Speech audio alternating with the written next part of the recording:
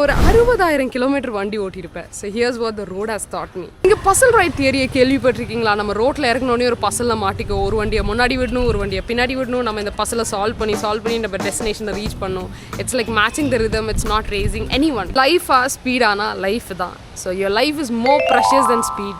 நான் மேக்ஸிமமாக ஒரு நாளைக்கு 500 கிலோமீட்டர்ஸ் போயிருக்கேன். டு யூ திங்க் நான் ஒரே ஸ்ட்ரெச்சில் போயிருக்கேன்? இல்லை, ஒரு 5 to 6 டைம் நின்றுருக்கேன். இட்ஸ் ஓகே, பிகாஸ் நீ ஒரே ஸ்ட்ரெச்சில் போக முடியாது, போகவும் கூடாது. Your destination can wait, but your body should relax, stretch பண்ணும், மைண்டை பீஸ் ஆக்கிட்டு அப்புறமா போங்க. எனக்கு பேக் பெயினே வந்ததில்லன்னு கேட்டிங்கன்னா வந்திருக்கு. ஒரு லைட் பேக் பெயின்லாம் இருக்கும். இங்கே ஒரு சோலோ ரைடராக இருந்தால் ஆள் நடமாட்டம் இல்லாத இடத்துல நிற்கவே நிற்காதீங்க. ஹைட்ரேஷன் பேக்கில் வாட்டர் பாட்டில் கன்ஃபார்மாக கேரி பண்ணிக்கோங்க.